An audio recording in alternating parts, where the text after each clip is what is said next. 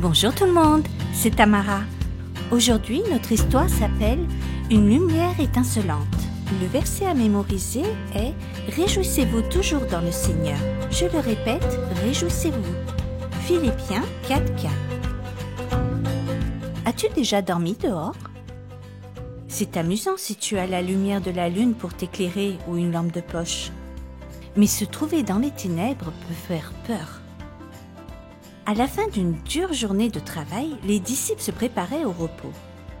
Mais Jésus appela Pierre, Jacques et Jean et leur dit « Venez, accompagnez-moi sur la montagne. » Et Jésus conduisit ses 3 amis sur une haute montagne. Au sommet, les disciples ont dû se demander pourquoi Jésus avait fait une si longue marche au moment de dormir. Peut-être se sont-ils demandé pourquoi seulement nous 3.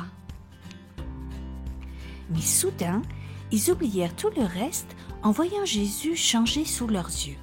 Une lumière aveuglante venue du ciel tombait sur leur maître. Son visage brillait comme le soleil se reflétant dans un miroir. Ses vêtements ressemblaient à une robe de satin toute neuve faite pour un roi. Les ombres des plis brillaient d'une lumière violette. La lumière était si éclatante que les 3 disciples n'osaient bouger.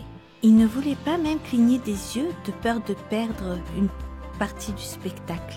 Pendant que Pierre, Jacques et Jean contemplaient la scène, 2 hommes, eux aussi éclatants de lumière, leur apparurent également. L'un portait peut-être un sac de cuir et une ceinture autour de sa taille. L'autre avait peut-être un bâton, une houlette, comme celle qu'il avait quand il conduisait Israël dans le désert. « Élie, Moïse ?» dirent les disciples émerveillés.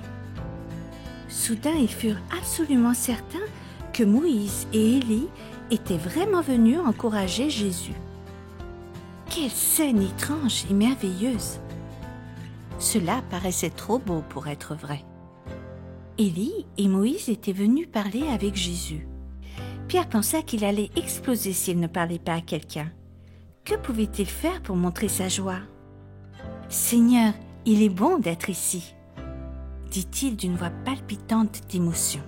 « Veux-tu que nous construisions 3 abris, un pour toi, un pour Moïse et un pour Élie ?»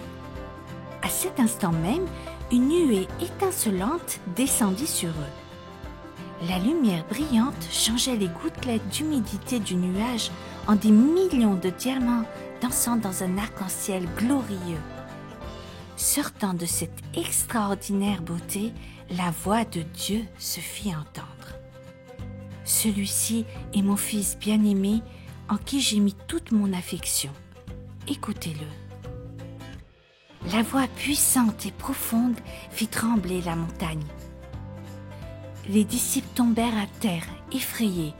Ils se disaient intérieurement « Des pécheurs comme nous n'ont aucun droit de se trouver en la présence de Dieu. » Et comme le ferait tout être humain, ils fermèrent les yeux, craignant ce qui pouvait arriver en la présence de leur Dieu très saint. Ils réalisèrent alors que Jésus les touchait doucement.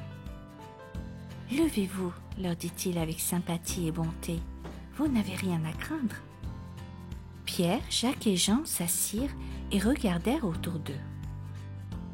Moïse et Élie étaient partis. La lumière avait disparu. Jésus les appelait à redescendre de la montagne. Peut-être les disciples se sont-ils mis à discuter de ce qu'ils avaient vu. Mais Jésus leur dit de n'en parler à personne jusqu'à ce que le Fils de l'homme soit ressuscité des morts.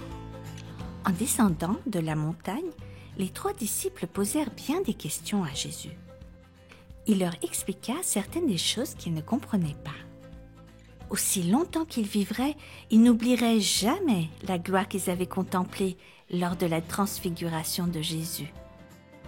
Ils se souviendraient toujours qu'adorer, c'est se réjouir en la présence de Dieu.